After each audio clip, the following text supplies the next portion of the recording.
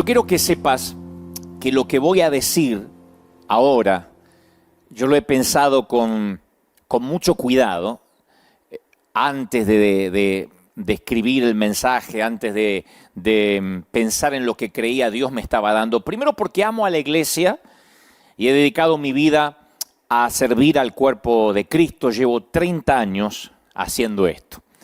Y también digo esto con humildad porque sé que soy culpable de precisamente algunas de las cosas que yo voy a describir durante este mensaje que yo llamé escándalo, o que creo Dios me ha dado ese título.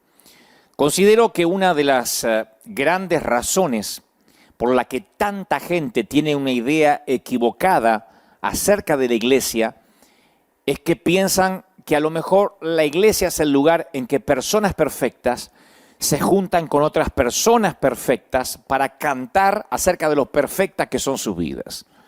Hay como un común denominador de pensar que la iglesia reúne gente santa, gente impoluta, gente íntegra, cuando en realidad la iglesia debería ser el lugar en donde la gente admite que ha caído, que ha fallado, que se ha equivocado, que está rota.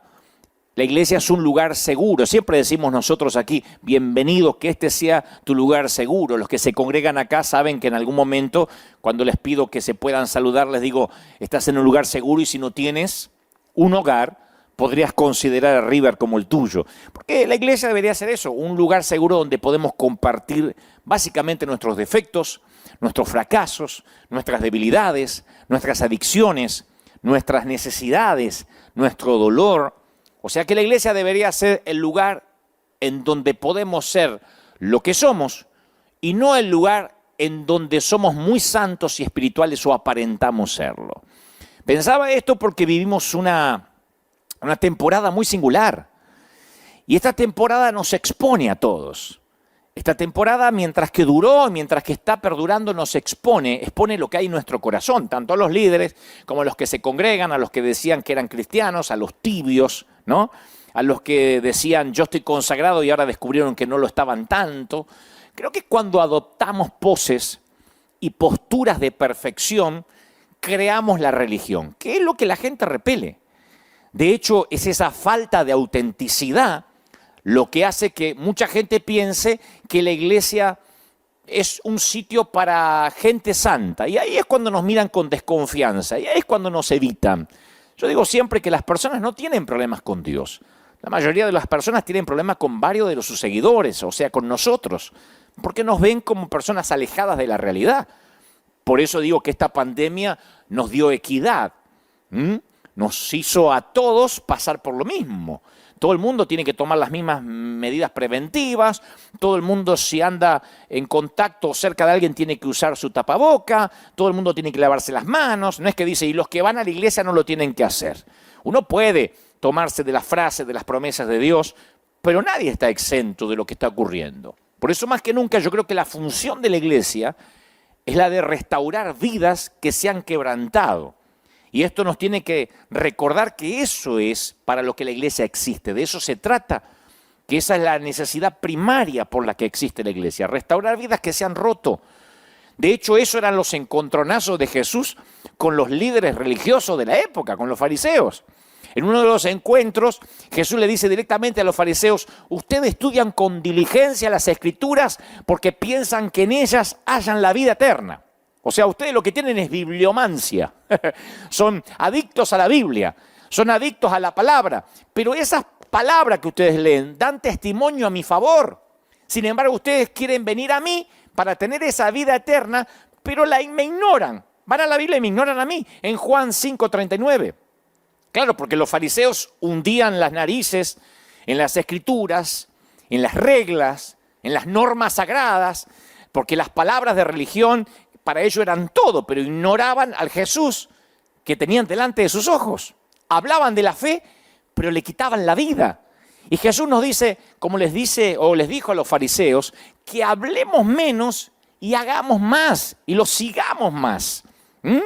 Porque por lo general creo que tratamos de tapar nuestros errores y fracasos, porque justamente son esos problemas, esos errores, esos fracasos, los que atrae a las personas a que puedan oír el evangelio que comunicamos. Cuando la gente ve que somos personas normales, la gente se siente atraída porque ellos dicen, bueno, esta gente es como yo. Pero cuando uno trata de mostrar o fingir que no es como el resto, la gente toma su distancia. Pablo amplió esta verdad al decir, te basta con mi gracia, bástate de mi gracia, le dijo Dios, porque mi poder se perfecciona en la debilidad. Por lo tanto, yo gustosamente, dijo el apóstol, más bien voy a hacer alarde de mis debilidades para que permanezca sobre mí el poder de Cristo. Por eso me regocijo en las debilidades, me regocijo con los insultos, con las privaciones, con las persecuciones, con las dificultades, porque cuando soy débil, entonces soy fuerte. Le dice Pablo, 2 Corintios 12:9. Entonces el mundo nos ve como gente que los domingos escucha al predicador o al apóstol para después seguir siendo perfectos durante la semana. Y pienso que es por eso que el mundo mira a la gente de la iglesia con a veces cierto menosprecio o a veces con burla, porque es como que hay un resentimiento hacia quienes no reconocemos el dolor y los problemas, como que a veces no nos sentimos nosotros que también vivimos lo que otros están viviendo. Claro, no vivimos en pecado porque recibimos el perdón de lo que hicimos, pero yo pienso que la gente a veces nos ve alejados, muchas veces nos vio alejados de la realidad. Eso es una autocrítica, por eso digo que con mucho temor digo esto, porque yo medité mucho en estos días de qué iglesia vamos a tener, qué iglesia vamos a presentar al mundo cuando todo esto pase. Porque todos conocemos gente que pone versículos en Instagram. Pero ¿cuándo has visto un tuit o un estado que diga, siento que soy un fracaso y lo que estoy viviendo me está matando? No lo contamos. Estamos tan dispuestos a comunicarle al mundo sobre lo maravilloso que nos va, cómo Dios nos bendice, y cuando las cosas nos van mal las ocultamos. Entonces, ¿a qué le tenemos miedo? Tenemos miedo a mostrar de que somos humanos, de que estamos en proceso, de que somos gente rota, de que somos gente en reparación. Cuando como cristianos proyectamos este tipo de imagen perfecta al mundo, en realidad estamos poniéndonos en un lugar en donde el mundo nos va a juzgar. Es que el mundo se siente incómodo con los cristianos perfectos. Y ese sentimiento hace que muchos celebren después los fracasos de algún cristiano. En especial si se trata de una figura pública y prominente. El mundo lo juzga enseguida diciendo, ¿ves? Yo te dije, este que andaba señalando a todo el mundo. Eso pasa porque a veces los predicadores nos queremos presentar como superhéroes. Entonces decimos, yo tengo una palabra y esta palabra Dios me la dio y cuando yo la suelte, la unción va a salir de acá y te va a pasar y te va a agarrar la chiripiorca porque yo la suelto. Y cuando este tipo después cae o se equivoca, la gente te juzga. Porque dice, te hacías el superhéroe de Marvel y resulta que estás tan roto como yo. Por eso yo tengo una sorpresa. La iglesia no tiene que ver con gente buena. La iglesia no tiene que ver con que aquí se congregan los vengadores. Tiene que ver con gente de quebranto. La iglesia es para gente rota, es un hospital del alma. Por mucho que querramos higienizar la Biblia, porque nosotros nos pasamos toda una vida de cristianos tratando de hacer la Biblia más aséptica, más higiénica, más aceptable, este libro está lleno de gente fallada, está lleno de gente fallada. Jacob había engañado, Pedro había negado a Cristo, David había cometido adulterio, Noé se emborracha, Jonás huye de Dios, Gedeón es inseguro, Miriam es chismosa, Marta se preocupa por todo, Tomás duda, Elías se deprime, Moisés era tartamudo e inseguro, y sigo. La Biblia es un escándalo, el Evangelio es un escándalo, y no nos corresponde a nosotros hacerlo más aséptico y predicar son las partes que no chocan tanto. Este es un libro de gente rota, esta es nuestra jurisprudencia. Lo que en términos legales se llama los antecedentes legales de cualquier caso.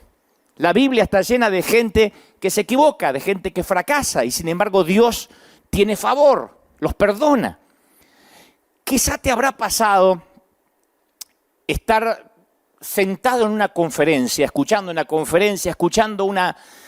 alguien que está hablando y al cabo de media hora de cháchara incomprensible, De pronto el orador, el predicador, hace una pausa y pregunta si hay alguna, dice si hay alguna pregunta en la sala, ¿no? Dice, ¿hay alguna pregunta? No solo pasa en la iglesia, puede pasar en un seminario de ventas, en lo que sea, en una reunión de multinivel. Y a veces es tan complejo lo que está hablando que no hay preguntas, nadie levanta la mano. Y uno dice, ¿será que no hay preguntas? ¿De verdad todas estas personas saben lo que está hablando este tipo? Y a uno que no entendió mucho, le asusta preguntar porque dice, voy a ser el único idiota que pregunta. Entonces no levantamos la mano y damos por sentado que los demás también entendieron. Si no, tendría que haber pregunta, pero eso pasa desde el colegio. Yo tenía un profesor de matemática que no le entendíamos nada, decía alguna pregunta. Supongo que no serán tan tontos para no entender. Entonces, ¿quién iba a preguntar? Nadie. Entonces, uno no pregunta porque tampoco nadie se anima a preguntar. Yo lo veo con algunos predicadores, esto es algo que tenemos que aprender. Yo lo veo que estoy seguro que nadie entiende, nadie comprende, pero por alguna razón todos dicen amén. El predicador dice, ¿me entiendes? Amén, dicen todos, aunque uno no entienda. Uno dice amén porque dice, si los demás dicen amén, voy a decir amén también. Los psicólogos sociales lo denominan ignorancia pluralista. Ignorancia pluralista, que se da cuando un grupo de personas actúa de determinada manera porque piensa que el resto lo entiende. Y la ignorancia pluralista hace que, por ejemplo, las empresas continúen llevando a cabo estrategias fallidas, año tras año, no les resulta, pero hay una ignorancia pluralista, nadie se atreve a contradecir al comité, al board. La ignorancia pluralista hace que los gobiernos se empecinen en implantar políticas impopulares. La ignorancia pluralista es obstinada, lo hace y continúa con lo mismo hasta que alguien se atreve a alzar la voz y decir, esto no está resultando. Y a veces es una persona la que levanta la voz. Y a veces lo que nos grita es una pandemia. A veces nos grita un caos como este para que prestemos atención que a lo mejor tenemos que reinventarnos, cambiar la manera hasta de transmitir el mensaje. Hans Christian Andersen, el famoso escritor danés de cuentos infantiles, ilustró este fenómeno de ignorancia pluralista en un cuento. El traje nuevo del emperador. Yo sé que lo habrán escuchado en alguna ocasión o lo habrán visto en la tele, en alguna película. Él escribió el cuento en 1835, mucho antes de que los científicos le pusieran nombre a este fenómeno, esto de ignorancia pluralista. Y yo estoy seguro que a lo mejor conoce la historia. Un emperador narcisista se rodea de personas que solo le dicen lo que quieren oír. Entonces aparecen dos timadores, testigos de la ridícula situación que vive el imperio, se dan cuenta que pueden ganar mucho dinero sin esfuerzo. Y estos dos timadores anuncian que son los mejores sastres del mundo, los mejores modistos, y se ofrecen a fabricarle un fastuoso traje para el emperador, ropas nunca vistas. Y hacen correr el rumor de que solo los más puros de corazón podrán ver los maravillosos ropajes. Que los que no son puros, los que son simples, no lo van a poder ver. Así que por fin llega el día y el emperador se viste con su traje nuevo, que era invisible. O sea, ellos hacían que cosían, no había tela. Pero nadie se animaba a decir, yo no la veo, porque si decían, yo no estoy viendo la tela, automáticamente te dabas autoincriminando de que no tenías corazón puro. Y el primero que no veía la tela era el emperador. Era el que no estaba viendo nada. Pero si decías, yo no veo la tela, se iban a dar cuenta que este era un torpe, que no tenía corazón puro. Así que todo el mundo simulaba que veía la tela. Los timadores sabían que no existía la tela, que era invisible. No era invisible, no existía. Pero nadie se daba por aludido de que no la estaba viendo, ¿no? Así que el rey, en calzones, se pone la supuesta ropa, el fastuoso traje, obviamente en el espejo, ve que está en calzones, pero no lo reconoce, porque el que está al lado, que tampoco ve nada, le dice, ¡qué tremendo traje! Claro que sí. Y entre todos ellos estaban fingiendo, porque la ropa no existía. Así que anuncia, el paje de armas sale y hace... y anuncia que el emperador hará un gran desfile por la ciudad entre los cortesanos luciendo su traje. Y de repente el tipo sale en calzones, obviamente. Pero antes de que salga en calzones anuncian, miren, que los que no son de puro corazón no lo van a poder contemplar, pero los puros contemplarán el traje. Entonces, como que había una idea preconcebida.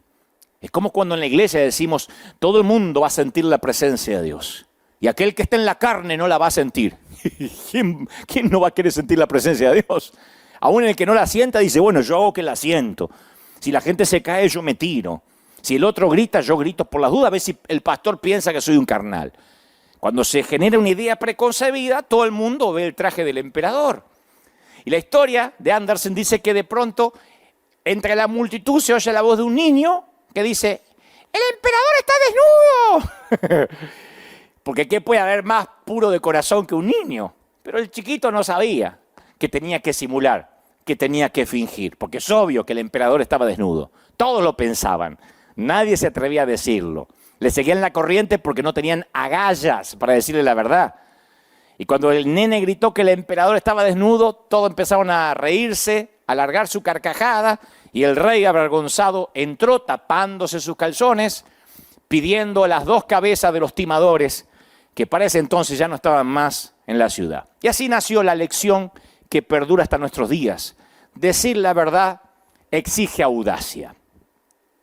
No puedes guardar silencio solo para pasar desapercibido. Y mucho antes que se escribiera este cuento, Jesús tuvo el valor de echar por tierra la ignorancia pluralista de su tiempo. Porque a medida que estudio la vida de Jesús, lo que más me asombra no son los milagros, es la autenticidad. Porque él se mostraba como una persona serena, pacífica, pero no evitaba los conflictos. Corregía a los discípulos, decía lo que pensaba, no se andaba por las ramas, iba siempre al grano, hacía que los otros se sintieran incómodos si era necesario. Jesús permitía que la verdad quedara por detrás de la cortesía. No rehuía los enfrentamientos. Porque a veces dicen, ¿cómo obraría Jesús? Así no hablaría Jesús, porque tienen la imagen de un Jesús pusilánime. Le cortaron las uñas al león de Judá. Porque cuando uno ve a Jesús en la Biblia, uno se da cuenta que nadie había osado desafiar a los fariseos hasta que llegó él. Tenía el atrevimiento de decirle hipócritas. Hay que predicar diciendo hipócritas. Y no dentro de un templo con gente que te aplaude. Se lo decía jugando de visitante, no de local. Porque de local somos todos profetas. Cuando la gente te hace, wow, wow, wow, wow, pastor, apóstol, y te hace porras, uno se atreve a decir lo que quiera. Pero hay que estar de visitante y decirle hipócritas. Y que te saquen del templo. Y que te lleven a un pináculo para arrojarte desde ahí arriba como se hacía con los falsos profetas. Les decía cosas como, ustedes cuelan el mosquito, pero tragan un camello. Ay de ustedes, maestros de la ley, fariseos, hipócritas. Dan la 10ª parte de sus especias, porque los tipos eran diezmadores. Pero han descuidado asuntos más importantes como la ley, tales como la justicia, la misericordia, la fidelidad. Deberían haber practicado aquello, pero sin descuidar la misericordia. Limpian el exterior del vaso y del plato, pero el interior está sucio, lleno de robo, de desenfreno. Esos eran los mensajes. Señalaba que se esforzaban más en impresionar a los demás que en amar a Dios. Jesús le decía, el emperador está desnudo, la religión está desnuda, no sirve. Y la prueba de la madurez espiritual no está en el exterior, y Jesús se los hacía notar. Porque la espiritualidad no se va exhibiendo por ahí. La espiritualidad no se muestra desde un canal de televisión. La espiritualidad no se demuestra a los gritos, ni sacando decretos. Se desarrolla dentro de nosotros. La razón por la que nos confunde es que siempre queremos hacer de Jesús alguien que Él no es, y del Evangelio algo que tampoco es. Porque si lees la Biblia con sinceridad, vas a poder adjetivizar a Jesús como cualquier cosa menos como legalista, o que juzgaba a la gente, o que era religioso. Pero estos 3 adjetivos son parte de la imagen que el mundo tiene de Jesús. Pregunten ustedes en la calle a una persona quién es Jesús y te hablarán de una persona moral, alguien que estableció un parámetro que hay que cumplir en la vida si quiero seguirlo. O te hablarán de cristianos que andan por ahí juzgando a todo el mundo. Y muchas de esas reacciones se basan en las experiencias de vida que muchos han tenido con la iglesia. Hay muchos a quienes la religión les causa alergia por la práctica vacía de normas, de reglas. Se vacunaron contra la iglesia. Y esa fue nuestra culpa durante años, que la gente se vacunara contra la iglesia. Y yo temo que muchas personas transfieren ese tipo de experiencias negativas a la persona de Jesús. Y me parte el corazón, porque por cierto, no es el Jesús que conocemos, no es el Jesús que yo conozco, no es el Jesús de la Biblia. En Juan 9 tenemos el relato de cómo Jesús sana a un ciego de nacimiento. Y los fariseos se enteran de que Jesús lo había sanado, pero en sábado, transgrediendo las leyes y normas que para ellos eran importantísimas. O sea, no importa que el ciego no había visto nunca y ahora ve. El tema es cuándo lo sanó y cómo lo sanó. Acusaron a Jesús de haber pecado porque había violado las reglas del día santo. O sea, no importa que es un milagro, pecó porque no lo hizo en el tiempo correcto. Una locura. O sea que el legalismo les impedía ver a Jesús como quien era. Los ciegos eran ellos. Y algunos de los fariseos comentaban, no, este hombre no viene de Dios porque no respeta el sábado. ¿Cómo un pecador puede hacer semejantes señales? Claro, no les coincidía el respaldo de Dios y que para ellos era un pecador. Díganme si cualquier similitud con lo que pasa hoy no es una mera coincidencia, como suelen poner antes los disclaimers en las novelas. No les coincidía, como un pecador que sana en el día sábado hace estas señales. Jesús era un liberador de mentes. Y en las iglesias, en nuestras iglesias, este es el principal enemigo enquistado. Creemos que todos tienen que vestir, hablar y hasta decir las mismas palabras. Y cuando alguien intenta ser diferente dice, hijo del diablo, ¿no? Y creo que eso tiene que ver por un preconcepto que tenemos, que todo tiene que ser igual. Y cuando no muestras a los demás tu verdad, se convierte en una versión fragmentada de tu personalidad. Cuando no mostramos quiénes somos, cuando nos hacemos pasar por personas que no somos. Como dice el Señor, tantas veces Él se daba cuenta que el exterior no coincidía con el interior de los que cuidaban las leyes. Entonces, cuando te preocupa más la impresión que das a los demás que la persona que eres en realidad, es desgastante, es agotador.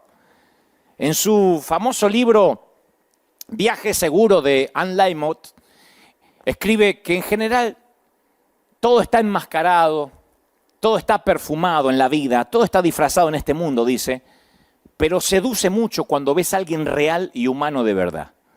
Si hay un lugar en el cual deberíamos ser nosotros mismos, no es en la política, no es en un reality show, no es en un partido de fútbol. Donde deberíamos ser realmente nosotros mismos es en la iglesia.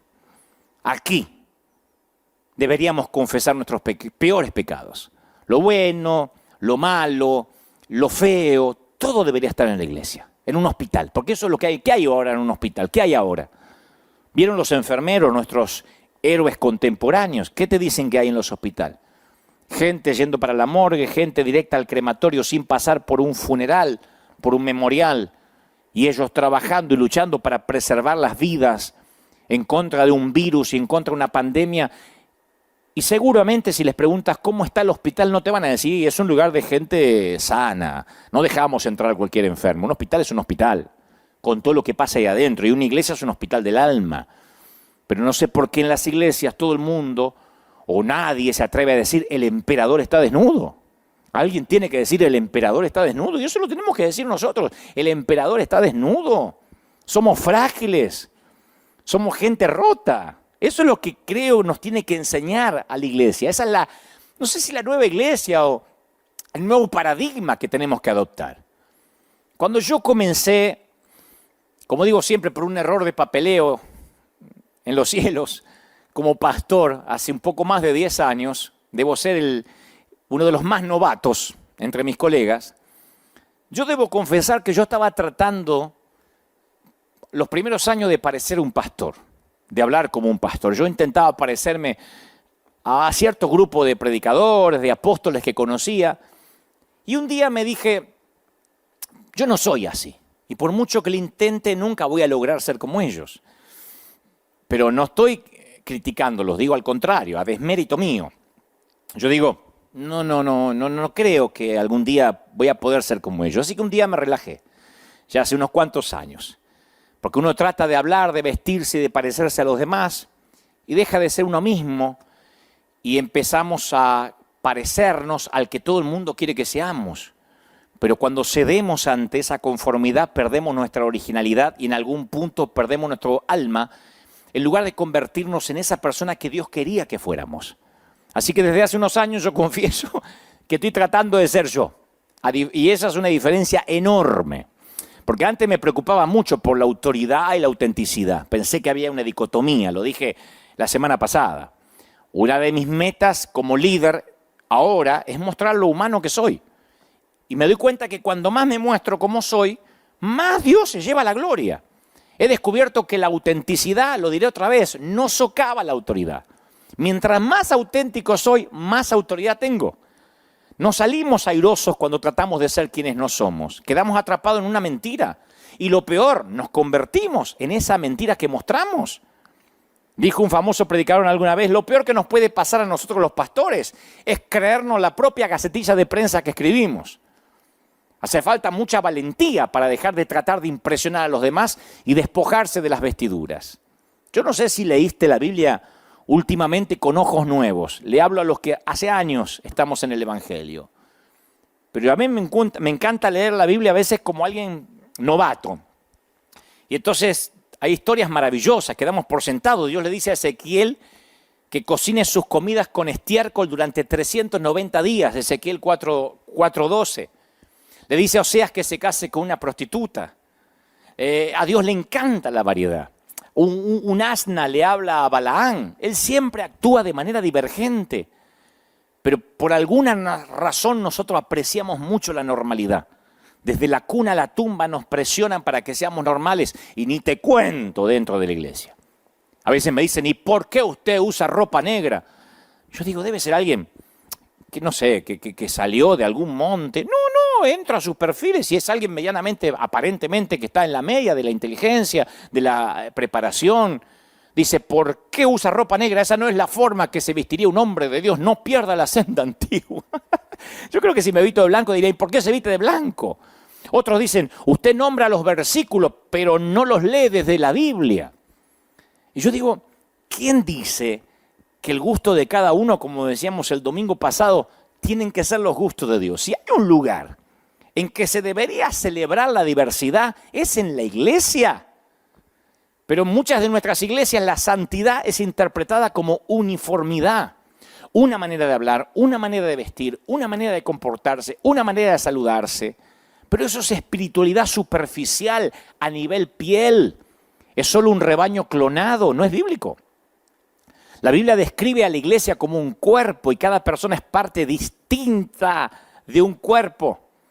Una dimensión espiritual del crecimiento espiritual, valga la redundancia, consiste en ser quienes somos y no en quienes no somos. Por eso comencé diciendo al principio de este mensaje que esto que nos está pasando como globo terráqueo nos tiene que ayudar a los que tenemos, a los que llevamos adelante, estamos al timón de estas naves insignias llamadas iglesias, pequeñas, grandes, chiquitas, a ver un nuevo paradigma, presentar el Evangelio de la manera sencilla que Jesús lo presentaba. No creo que comprendamos en profundidad el episodio o el pasaje bíblico donde el Señor dice, vengo a liberar a los cautivos, en Lucas. Significa mucho más que liberar o quitarte el pecado de encima. Él vino para sacarnos esa camisa de fuerza psicológica religiosa. Esa es la redención del potencial que Dios puso en nosotros. Jesús tocaba a los leprosos, sanaba en el día de reposo, defendía a las adúlteras, le lavaba los pies a los discípulos, daba vuelta a las mesas en el templo, hablaba con las samaritanas, tenía fiesta con los recaudadores de impuestos, se la pasaba ofendiendo a los fariseos. Yo me pregunto si realmente estamos siguiendo sus pasos o estamos adorando lo incorrecto. Yo tengo una teoría. Es una teoría, torpe teoría, pero teoría al fin. Puede ser torpe o no, pero es mi teoría. Yo creo que mientras más cosas nos vayan bien, estamos más propensos a tener más problemas de identidad. Porque es más fácil fundamentar nuestra identidad en cosas incorrectas.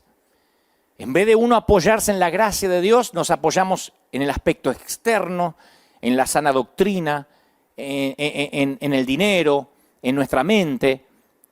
Entonces, cuando ahora se nos cae todo porque hay cuarentena, porque el mundo cambia, nos damos cuenta de que aquellas cosas que nos apoyamos ya no están. Y nosotros fuimos diseñados para adorar. Todos somos adoradores. La cuestión no es si vas a adorar o no, sino a quién vas a adorar. Los ateos adoran también. No adoran como hacemos los cristianos, pero adoran otras cosas. Los problemas de identidad son consecuencia de adorar lo que no merece adoración. Si adoras lo incorrecto, estás construyendo un castillo de naipes, tu casa sobre la arena.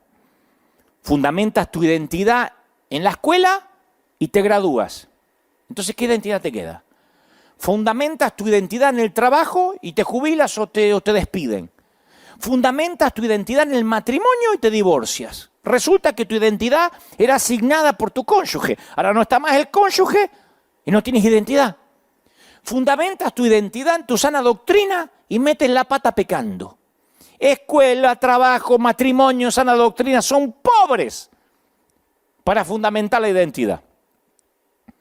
Si nuestra vida está basada en cosas que podemos tocar o hacer o generar, tenemos un serio problema. Yo te lo voy a graficar con mi propia vida. Yo descubrí, porque dije que voy a contar mis errores y siempre lo hago, yo descubrí que tengo al menos 3 versiones de Dante.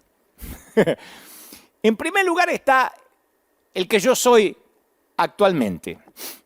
Este hombre tiene un lado positivo, pero también muchas debilidades, muchos problemas que no quieres conocer. Yo lo llamo el Dante frustrado, tal como soy. También está el Dante que me gustaría poder ser. Ese es todo lo contrario al Dante frustrado que soy. Yo lo llamo el Dante futuro. Dante futuro es perfección. Si pudieras conocerlo, quisieras casarte con él. Votarlo como presidente. En vez de presidente, presidente. O tenerlo entre tus contactos. Ese hombre es coherente, es amable, es disciplinado, pero no es rígido. Le gusta la diversión, pero es un tipo enfocado. Dante futuro es el que yo quisiera ser. Pero también es el yo que nunca voy a ser. Entonces, por lo tanto, en mi esfuerzo desesperado por cerrar la brecha entre el Dante frustrado que soy y el Dante futuro que quisiera ser, creé una tercera versión de mí mismo que es el falso Dante. Quizás no llego a ser el Dante futuro, pero puedo fingirlo. Entonces, puedo posar, puedo aparentar, puedo actuar como alguien que no soy, porque creo que mi Dante real no es tan bueno como para mostrarlo. Falso Dante ni siquiera existe, pero yo he empleado mucho tiempo y energía intentando convencer a las personas que sí existe. Sospecho que no engaño a nadie en algún rincón de mi corazón, pero de todos modos sigo fingiendo porque el Dante real es demasiado frustrante para andar mostrándolo. Y como me pasa a mí, te pasa a ti, nada más que me puse como ejemplo para que no sientas que te ataque. Eso hacemos, fingimos, repetimos lo que nos dice el apóstol, decimos amén, amén, a cosas que no entendemos. Hay alguien que nos dice porque el cronos y el kairos y la indisolubilidad de la Trinidad se suelta y la palabra grafita, amén, decimos no entendemos nada, un cuerno, pero decimos amén. Y mostramos una bendición fingida en lugar de reconocer que somos gente rota. Hacemos todo lo posible por mantener la imagen que tenemos la vida resuelta y no la tenemos. Por lo tanto, retocamos las imágenes, aplicamos Photoshop a los fracasos. El matrimonio va mal, pero le ponemos Photoshop. Los hijos se empezaron a rebelar, pero le ponemos un filtro. Venimos a la iglesia y tenemos ganas de llorar, pero nos ponemos a danzar para que nadie sepa que estamos dolidos. Poca gente en la iglesia, a menos que sean nuevitos, dicen, vengo destruido. Después no se puede decir porque te falta fe. No podemos vivir iluminando y poniéndole filtro a quienes somos. Dios no ama a tu yo futuro. Él ama a tu yo verdadero, incluso con las partes más frustrantes. Dios no puede bendecir al falso Dante, el hombre que finjo ser. La bendición fingida nunca prospera. Y sin duda no puede bendecir al Dante futuro, que ni siquiera existe. Pero Dios puede bendecir al Dante frustrado, la peor versión de mí. Dios ama a mi yo real. Por eso dejé de querer parecerme a otros. Un día dije, por algo soy el hijo de Federico y Nelly. Por algo soy el hijo de un alemán y una inglesa.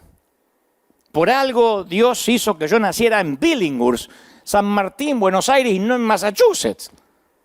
Por algo Dios me dio este acento y no otro. Y me reconcilié conmigo mismo y a partir de ahí dije, Dios ama este yo real, no el falso, el que quiero mostrar. Yo también podría pasar aquí y que me agarre la chiripiorca, que tenga tanta unción que, no puedo continuar. ¿Y a quién engaño? La gente que es atea, la gente que no es cristiana dice, es un timador. Porque me quiere hacer creer que está en una dimensión diferente. Y ahí es cuando la gente se siente frustrada. Yo te voy a hacer un examen sorpresa rápido. Ahí en casa quiero que me responda o me respondan si son varios. ¿Cuál de estas dos afirmaciones es verdadera? Número 1, Dios nos ama porque Jesús murió por nosotros. Lo diré otra vez. Dios nos ama porque Jesús murió por nosotros. Segundo, Jesús murió por nosotros porque Dios nos ama. La primera frase suena muy espiritual. Dios nos ama porque Jesús murió por nosotros. O sea, Jesús redimió nuestro desastre, murió por nuestras injusticias. Cuando Dios nos ve a Jesús, que se interpone así y dice, no lo mates, no lo mates. Entonces, Dios te quiere matar, pero lo ve a Jesús delante. Yo escuché mensajes así. Cuando Él te ve a ti, ve a Jesús, y por eso no te liquida. Pero si uno lee Juan 3:16, sabrás cuál respuesta es verdadera. Dios no nos ama porque Jesús murió por nosotros. Jesús murió por nosotros porque Dios nos amó. Él nos amó primero, antes de que nosotros hiciéramos nada y antes de que Jesús lo hiciera todo. Él nos amaba antes y nos ama ahora porque Dios es amor. No es que tiene amor, es. Pensamos, fue muy bueno que Jesús muriera por mí porque de lo contrario no había forma que Dios pudiera tolerarme. No. Mientras tanto, nosotros suponemos que Dios está enamorado de la futura versión de nosotros. Que Dios ama la versión perfecta de nosotros, la versión imposible. Pero Dios ama a la persona que somos en este momento. Y decimos, bueno, es que tal vez si puedo dejar de fumar, dejar de maldecir, yo insulto mucho. Tal vez si le dejo de gritar a mis hijos, dejo de comer helado por la noche, dejo de frustrarme cuando mi suegra viene a casa. Tal vez si, no sé, si amo más a mi esposa o a mi esposo, si enderezo mi vida, entonces yo sé que Dios me va a amar. Ahora solo me tolera, ya me va a amar más adelante. David escribió algo que es maravilloso. Él dice, el Señor es como un padre con sus hijos, tierno y compasivo con los que le temen. Porque Él sabe lo débiles que somos. Se acuerda de que somos tan solo polvo. Salmo 103:13. Ahora yo sé que hay gente que dice, entonces uno llega como está y no tiene que anhelar la santidad, no tiene que cambiar. Sí, pero la pregunta es, si somos perfectamente aceptados como somos, ¿qué nos motiva a cambiar? Y ese es el gran tema. Dios te ama para que puedas cambiar. O sea que lo que posibilita el cambio, lo que te hace desear el cambio, es la experiencia del amor. Diré esto y quiero que lo prestes atención, quiero que prestes mucha atención. La meta del cambio no es para que Dios te ame. Ese fue el error de la iglesia por años. Cambia y Dios te amará. Ven a la iglesia, congrégate, pon el diezmo, la ofrenda, toma la Santa Cena, repite lo que dice el apóstol y lograrás que Dios te ame. La meta del cambio no es para que Dios te ame. El amor de Dios es el regalo que hace posible las metas. Y cuando uno trata un regalo como una meta, ambos se debilitan. Yo estoy seguro que has oído el dicho, nunca hay una segunda oportunidad para una primera impresión. Es un aforismo. Pero cuando se trata de Dios, la palabra impresión no es relevante. Porque Él conoce tu verdadero yo. No tienes que impresionarlo para conseguir su favor. Yo conozco a alguien que trabaja para un líder que es muy impulsivo, muy intenso, un tipo que sabe dónde va, como son todos los líderes que a veces uno los puede confundir por gente déspota, pero generalmente el líder, si es líder, es pragmático, ¿no? Es muy ecuánime, muy pragmático y sabe cómo ir, de qué manera ir y cómo va a llegar hasta ahí. Y este amigo trabaja para un líder así y una vez le pregunté, ¿no se te hace difícil trabajar con alguien tan exigente? Y yo nunca me olvidé su respuesta. Me dijo, y a mí me costaba trabajo al principio, pero tuvimos una conversación con mi jefe que lo cambió todo. Dice, mira, la mayor parte de nuestra comunicación se produce a través de emails, de correos electrónicos. Y una vez me mandaba un correo detrás del otro y no pude soportar más porque te decía, haz esto, haz lo otro, cuando hagas esto no lo hagas de esta manera. Entonces un día, medio frustrado, me dice, fui a hablar con él y dije, mire, yo me siento que no soy capaz de hacer nada bien. Dice, usted me manda un montón de correos, veo que está enojado, que no está conforme. Y me mira y me dice, no, el problema es que no lees bien mis mensajes. En tu mente le pones un tono a lo que yo te estoy escribiendo, que yo no lo tengo cuando lo escribo. Por supuesto que creo en ti, le dijo su jefe. De no ser así ya no hubieses trabajado conmigo hace tiempo. Pero tú no ves mi cara cuando estás leyendo mis correos. Yo creo que cuando lees mis correos le pones un tono, imaginas que te estoy gritando. Y dice mi amigo, a partir de ese momento entendí que yo tenía que leer los correos diferente. Él me dijo, quiero que leas los correos que te envié como si estuviera sonriendo cuando te escribía. Léelo como que estoy sonriendo cuando te escribo.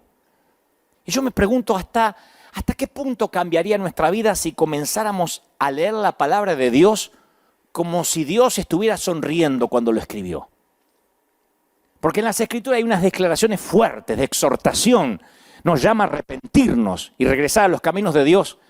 Sin embargo, creo que hasta esas correcciones son con amor. No es lo mismo, si mi pueblo se humillare, a que a lo mejor el Señor dice, si mi pueblo se humillare. Mamá a veces me exhortaba, mi vieja, y me derretía porque estaba envuelta en amor su reto. Yo creo que si uno cambia la manera de ver a Dios, cambia de ver la manera del autor, también cambiará la manera en ver lo que él escribió o lo que él inspiró. Mira cada una de las personas que Jesús encontró, desde los discípulos que escogió, los pecadores con lo que cenó, el ladrón al que perdonó en la cruz. Jesús vio lo mejor de ellos, lo mejor de esa gente en su peor estado, la peor versión. Se encontró con ellos en sus desastres, en sus realidades. ¿Quién impresionó a Jesús? ¿A quién Jesús dijo, oh, por este no tendría ni que desperdiciar sangre? Mira qué santo que es de la sanísima doctrina. Fariseos les decía. Fariseos que no tienen amor, que cuidan, ponen cargas y yugo a los demás y no aman a nadie. Él veía a esta gente rota, los amó, creyó en ellos como cree en ti. Cuando no había nada digno de amar o nada admirable. ¿Qué tenía de admirable la mujer que 5 maridos había tenido y ahora tenía la aventura con un amante? ¿Qué tenía de admirable para que el Señor le diga, vas a beber de un agua que no vas a tener sed jamás? ¿Por qué le ofreció agua a una loquita, a una ninfómana? A una tipa que anduvo con 5 y el que ahora tiene apenas fue un amante nocturno. Tú no tienes que causarle a Dios una buena impresión. Necesitamos ser honestos con Él y honestos con nosotros mismos. Porque lo que busca esta generación, lo que el mundo nos va a exigir, créanlo o no, no me la doy de profeta, pero el mundo exigirá a las iglesias, además de que se abran, nos exigirá autenticidad. Y si los líderes somos transparentes, se va a crear una cultura auténtica. Si no somos transparentes, se crea una cultura de ocultamiento. La mayor de las libertades consiste en ser auténtico. No hay ninguna otra cosa para la que se requiera más valentía en la vida. Si tratamos de ser todo para la gente, terminaremos siendo nada para nadie. Hace falta mucha valentía para dejar de tratar de impresionar a los demás y decir, el emperador está desnudo. Nuestro instinto ancestral nos hace querer cubrirnos con hojas de parra. Por eso escasea tanto la desnudez emocional, la espiritualidad, la desnudez espiritual. Con el viento de la tarde, el hombre y su esposa oyeron a un Dios que iba y venía en el jardín y corrieron a esconderse entre los árboles, dice Génesis. Nunca habían escuchado la palabra esconderse. Esa palabra no formaba parte del vocabulario. Y en ese momento se percataron de su desnudez y se sintieron avergonzados. Y así descubrieron una nueva emoción. La vergüenza nunca les había afectado hasta ahora. Y tú debes conocer esa sensación de tener vergüenza de acercarte a Dios. Es un primer instinto familiar. Ellos no corrieron hacia Dios, se tiraron a los pies y le explicaron lo ocurrido. Se escondieron. Y ese es el triste legado del fingimiento. Esa fue precisamente la intención de la serpiente, romper la relación especial que existía entre Dios y sus hijos, la camaradería. Una de las cosas que siempre le digo a mis hijos, chicos, cuanto más grande sea el lío que hicieron, más rápido corran hacia mí. Hagan lo que hagan, no se escapen. Cuanto más grande sea el despadre que hicieron, corran más rápido hacia mí. Trágicamente, la confianza que se rompió en el Edén dificulta muchísimo lo que hagamos hoy. Hasta el día de hoy seguimos con esa desconfianza. Pequé, y encima a los líderes le decimos, si pecaste no te acerques a Dios. Entonces cuando sientes que has caído, que le has fallado a Dios de alguna manera, ¿cómo respondes? La mayoría de nosotros nos queremos esconder, queremos huir. O lo que es peor, tratar de enmendar las cosas o arreglarlas un poquito por nuestra cuenta. Luego entonces iremos a Dios y le explicaremos todo. Eso no funcionó en el Edén y no va a funcionar ahora. No pudieron ocultarle a Dios que estaban rotos. Y tú también te has estado escondiendo en alguna iglesia. Te has estado escondiendo en algún sitio queriéndole ocultar a Dios que estaba roto. Y pudiste haber engañado al pastor, al apóstol, pero no a Dios.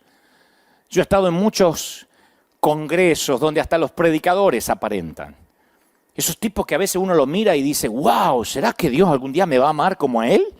Esos tipos que, porque ustedes dicen, ¿son así todo el tiempo? Sí, algunos sí. Aleluya, recién venía para acá.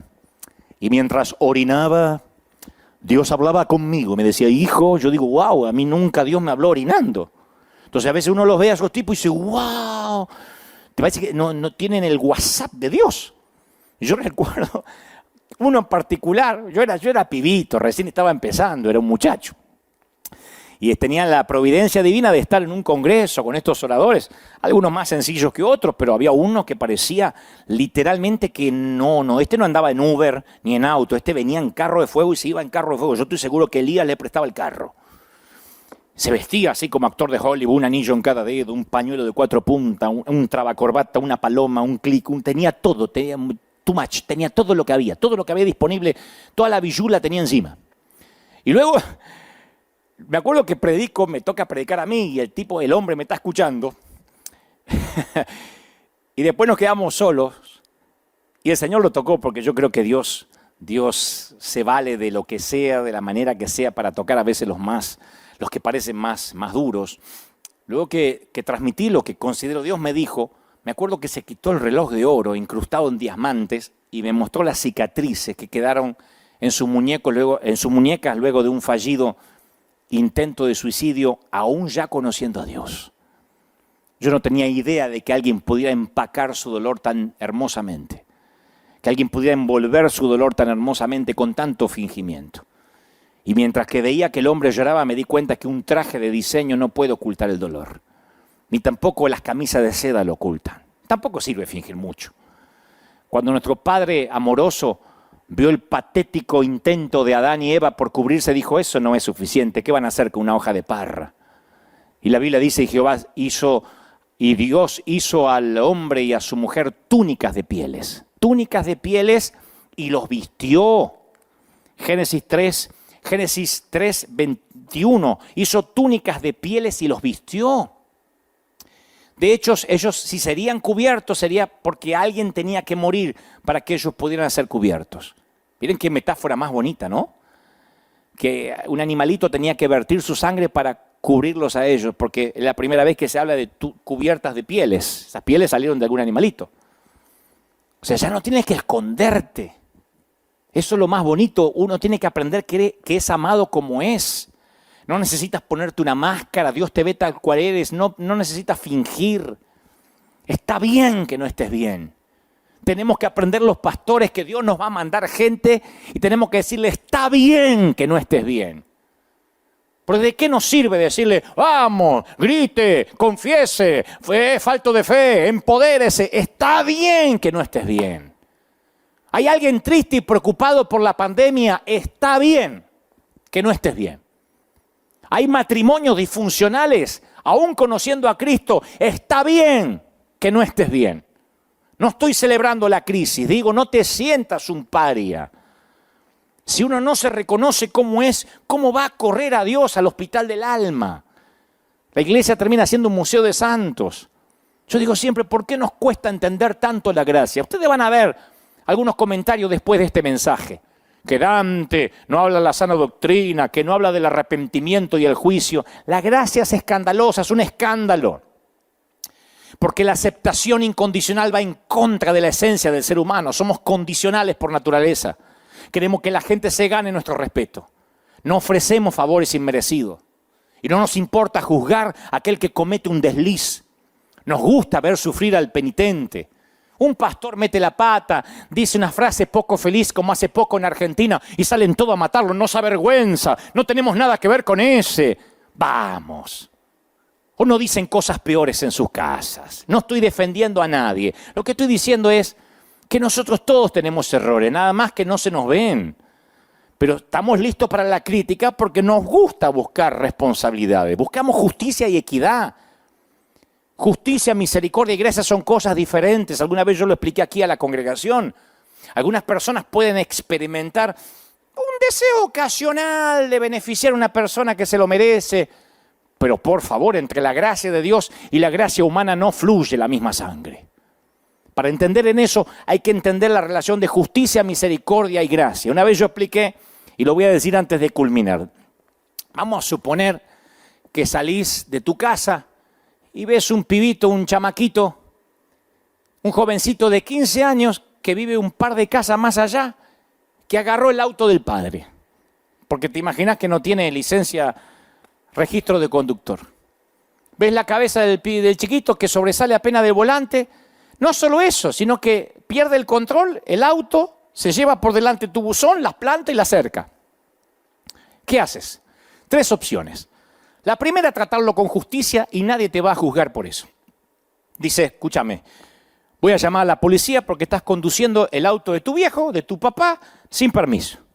Así que la policía le va a hacer una multa a tu papá y posiblemente vas a tener que pagar esa multa y una penitencia de ellos. Después voy a llamar a tus padres y voy a decirles lo que hiciste.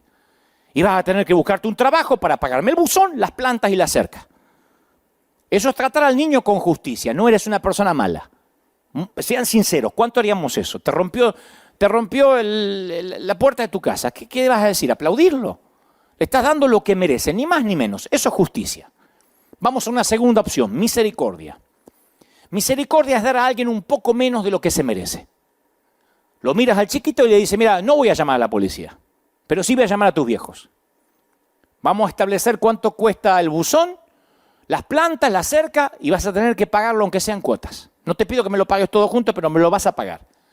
O sea que en lugar de aplicarle una justicia estricta, estás siendo misericordioso.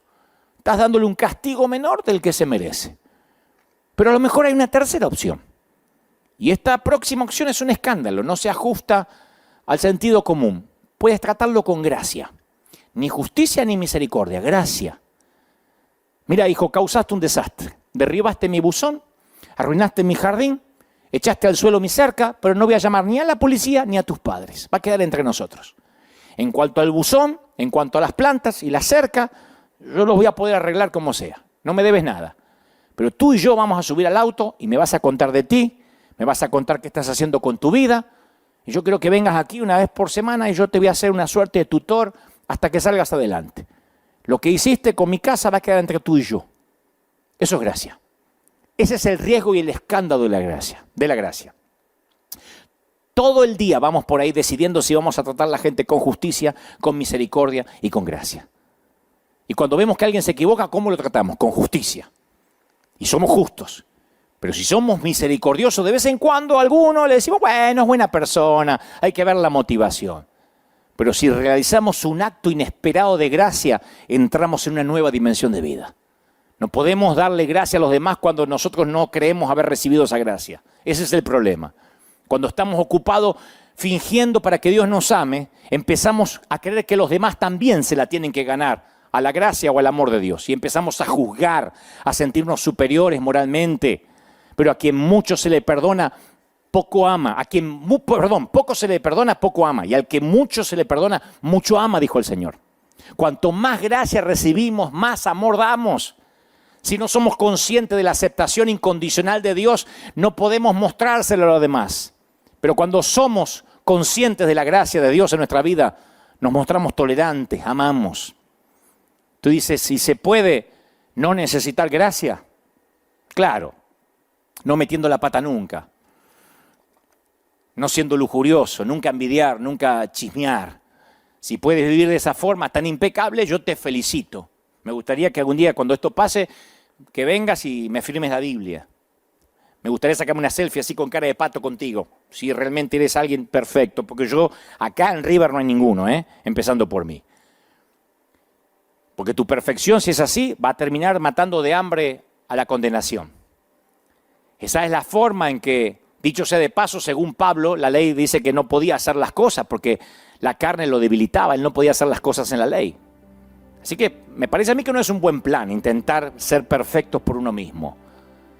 Alguien debe estar pensando, bueno, ok, yo acepto la gracia, pero ¿y después si me equivoco otra vez? ¿Qué pasará la semana que viene? No solo somos salvos por gracia, sino la Biblia dice que somos sostenidos por gracia. No tengas miedo de entrar por gracia a las puertas del reino y luego hundirte en las aguas de los esfuerzos humanos. Una vez que Dios te tiene dentro, Él te cuida.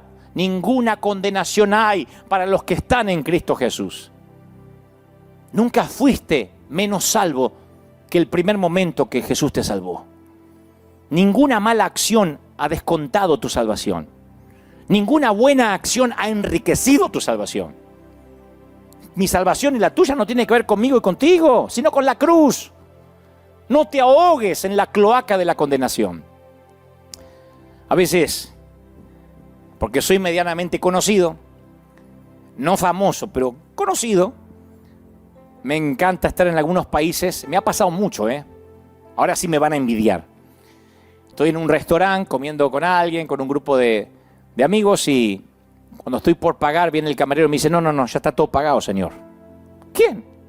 De aquella mesa. Y de aquella mesa me hacen, ¡cate que ver! A veces ni se acercan.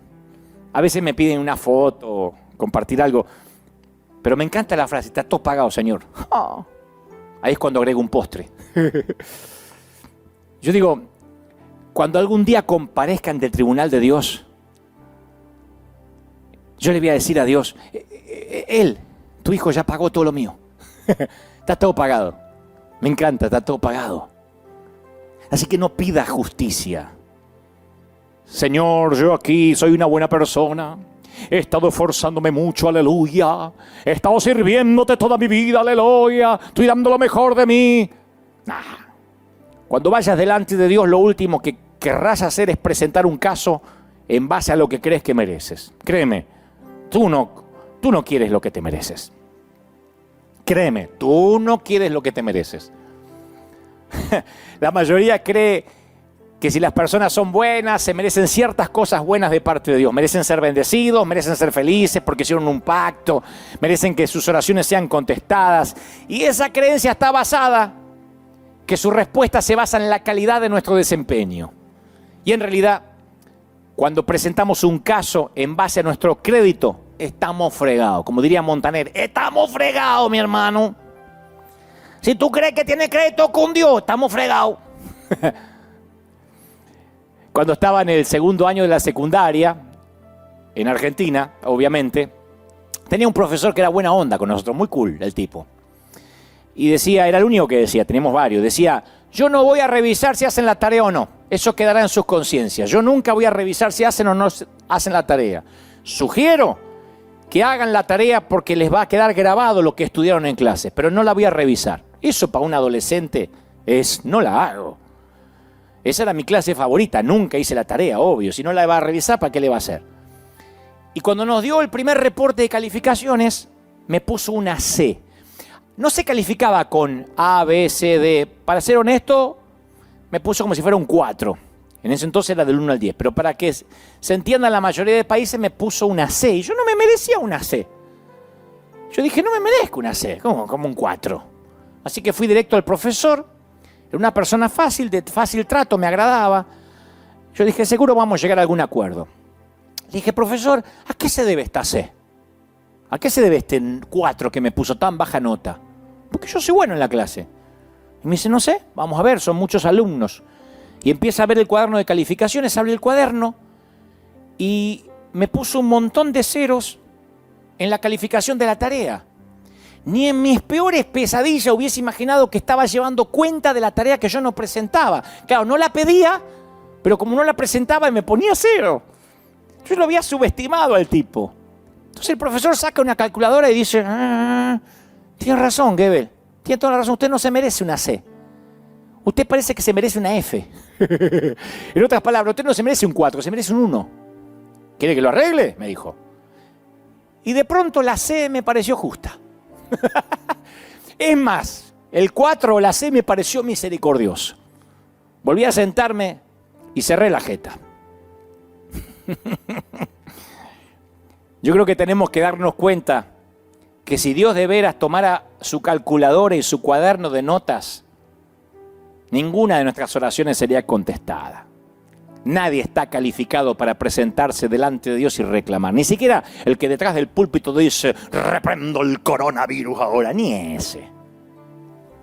Ninguno de nosotros ha logrado la suficiente puntuación y las buenas obras para que de alguna forma exijamos con derecho a hacer que Dios se mueva a nuestro favor.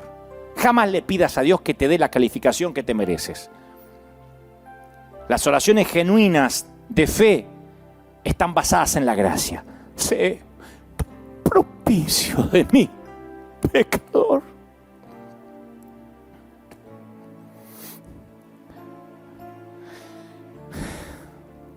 Hace unos días yo estuve viendo un video en donde entrevistaban gente de la calle y le preguntaban quién era Jesús. Y me impactó la gran cantidad de gente que describía a Jesús como un viejito de barba, con canas, que vivía en el cielo allá lejos. La gente decía que Jesús era alguien distante, lejano, desconectado del mundo. Y yo me pregunté si es así como los cristianos transmitimos a Dios. Creo que le hemos dicho a la gente de alguna forma que Dios no está al alcance, que está encerrado en algún lugar, en alguna catedral. Creo que le hemos comunicado a la gente que Dios solamente está aquí. Y ahora que aquí está cerrado, no sabemos qué decir. Congréguese online, insistimos. ¿Y si colapsa internet? Dios no lo permite. ¿Y si colapsa? Si ni siquiera podemos alentar online a nadie. Por eso Dios nos va a dar una oportunidad cuando las puertas se abran, para formar creyentes sólidos, para decirle que la historia de Dios es precisamente lo opuesto a lo que hemos predicado mucho tiempo. Dios no nos pide que recorramos el mundo y lo busquemos a Dios en todas partes hasta encontrarlo.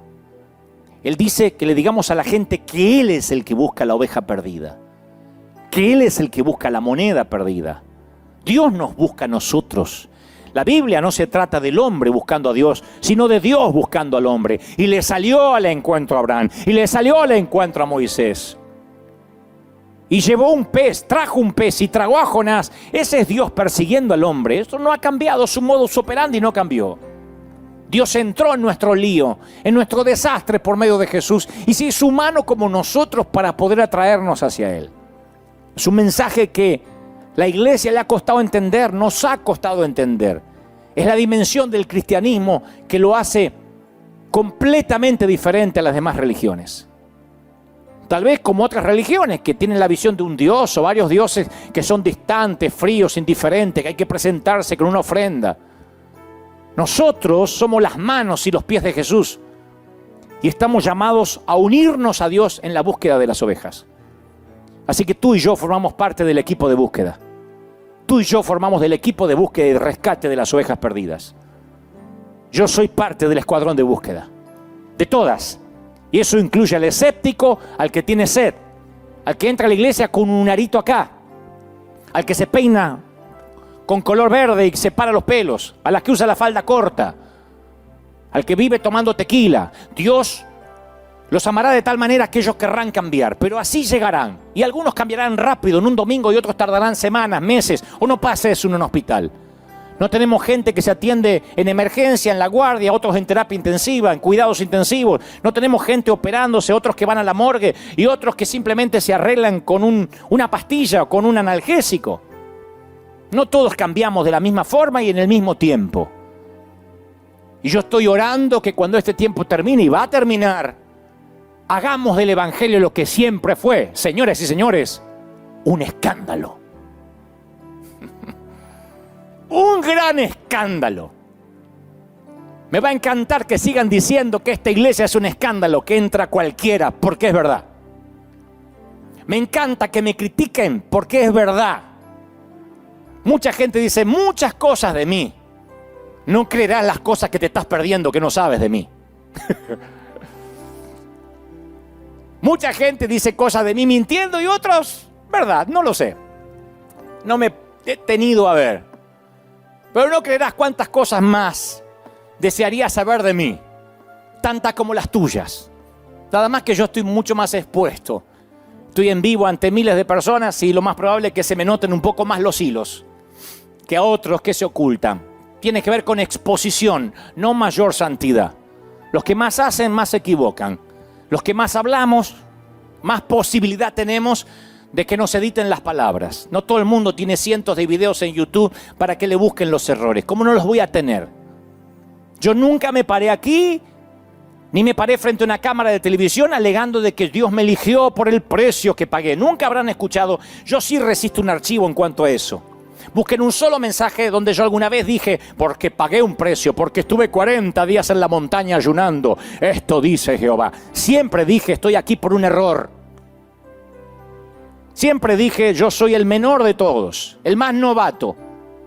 No pasé ni por la vereda de un seminario bíblico, no lo digo con orgullo.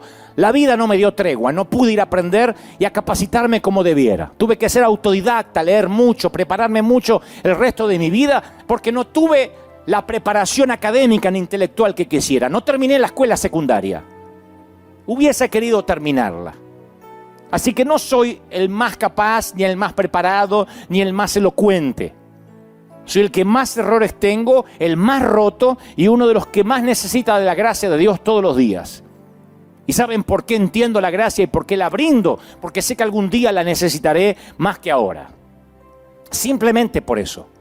Porque el que siembra gracia, eso es lo que cosechará. El que siembra honra, eso es lo que cosechará. Hagamos del Evangelio un escándalo. Un escándalo que los fariseos nos quieran crucificar. Hagamos del Evangelio lo que el Señor siempre quiso que seamos, un escándalo. Prediquemos a todos, sin distinción. Abracemos al católico y digamos que él es un hermano, que venga a la iglesia. No le querramos sacar el crucifijo y que deje la Virgen afuera para entrar. Digámosles, eres mi hermano. Un escándalo, que nos tilden de ecuménicos, que nos tilden de falsos profetas. Y entonces, solo entonces sabremos que habremos regresado a la originalidad del Evangelio, a lo primario del Evangelio. Que la pandemia nos haya dejado muchas enseñanzas, y entre ellas, entre esas famosas o esas grandes enseñanzas, que lo primordial sea que hemos aprendido que la gracia, que la cruz, nunca necesitó nuestra ayuda. Un periodista decía el otro día, el mundo no nos necesitaba, ¿se dieron cuenta? El cielo está más azul, el aire más respirable. El mundo no nos necesitaba. La iglesia tampoco. Creo que hemos creído petulantemente que la cruz nos necesitaba. Y el Señor demuestra que el Espíritu Santo trae convicción de pecado. Que Él no necesita la ayuda de nadie, ni nuestros seguimientos, ni nuestros discipulados, ni que llamemos a la gente 4 veces por teléfono para rematar la venta.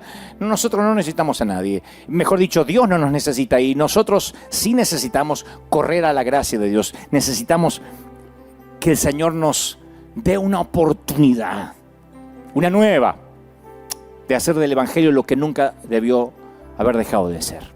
Un escándalo. Así que si quieres ser parte de este escándalo, si quieres ser parte de este escuadrón de búsqueda de ovejas perdidas, te animo a que ores conmigo. Si es la primera vez que me oyes o alguien te invitó a verme, estás así, a una oración de ser parte de esta escandalosa gracia. Di conmigo: Señor Jesús, te recibo en mi corazón. Entra en mi vida. Transfórmame. Gracias por morir por mis pecados. Anota mi nombre, así, anota mi nombre en el libro de la vida. Gracias por regalarme una vida eterna contigo. Soy un desastre, dile al Señor, soy un desastre. Pero este flaco me acaba de decir que tú amas los desastres y me amas como soy. Y luego voy a cambiar, pero por amor y no por reglas o normas humanas. Así que acéptame tal como soy. Amén y amén. Me dice el Señor que te dé un beso, de su parte que te dé un abrazo y que estarás con Él en el paraíso cuando te toque partir a la eternidad.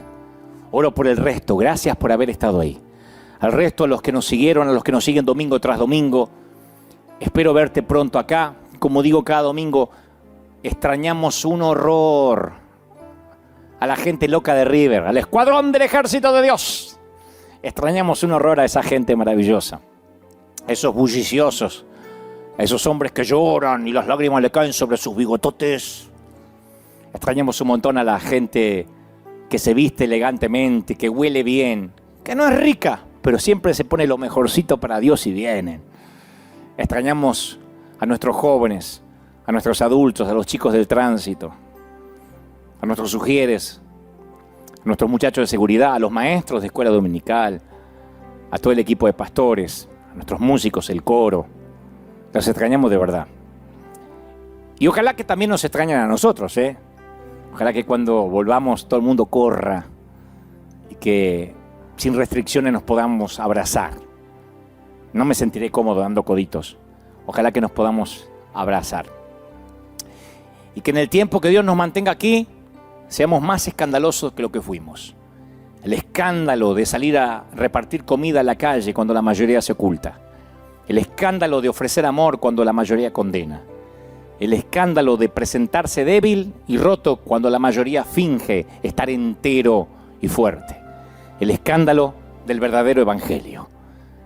El escándalo de un Jesús que nos mostró que era semejante a nosotros y aún así se mantuvo santo. Y para que nosotros pudiéramos ser santos, nos regaló su sangre, nos regaló su sacrificio. Que Dios te bendiga. Dios mediante, nos vemos aquí dentro de 7 días, aquí o, por supuesto, como digo cada domingo, ojalá Dios permita, en vivo en nuestros servicios habituales. Nos vemos en las redes, a la gente de Argentina, nos vemos en nuestra reflexión mañana a las 10 de la noche, hora argentina, en vorterix.com, vorterix.com. Bueno, lo pueden ver en todo el mundo, pero particularmente a las 22 horas en Argentina voy a estar de lunes a viernes allí compartiendo reflexiones en tiempos de cuarentena, señores, y nos vamos a seguir viendo también en las redes sociales y si las cosas no cambian en el Estadio Boca a fin de este año. Dios te bendiga, Dios te guarde y haga resplandecer su rostro sobre ti. Chao, bendiciones.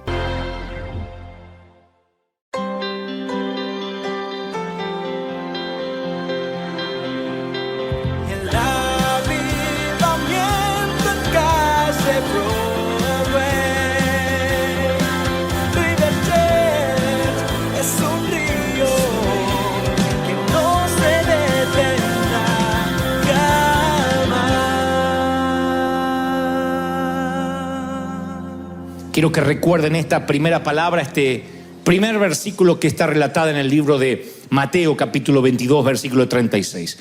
Muy conocido por todos, pero de ahí vamos a comenzar a construir lo que yo creo Dios me dijo que te diga. Le preguntan al Señor, aquellos que querían cuidar todas las leyes, más de 600 leyes tenían los judíos que cuidar. Imagínense 600 mandamientos y no podemos apenas con 10. Imagínense si no podemos con un decálogo con 600. Y estos querían saber si el maestro iba a agregar algunos más. Siempre hay gente que quiere agregar algún mandamiento extra, algo que a ellos les parece que seguramente a Dios se le pasó por alto. Y le dicen: maestro, ¿cuál es el gran mandamiento de toda la ley? O por lo menos el más importante. Y Jesús le dice: amarás al Señor tu Dios con todo tu corazón, con toda tu alma y con toda tu mente. Este es el primero y grande mandamiento. Y agrega el Señor sin que le pregunten: y el segundo también es importante o es semejante: amarás a tu prójimo como a ti mismo. O sea, 3 áreas o 3 personas: amar a Dios, amar al prójimo y amarse a sí mismo. Cosa que los judíos no habían pensado nunca, eso de amarse a sí mismo. Y el Señor les habla del amor por primera vez, y hoy nos vuelve a hablar de lo mismo. Todos necesitamos amarnos en algún momento. Sin amor la vida es insípida, el éxito no se disfruta, es como que está vacío.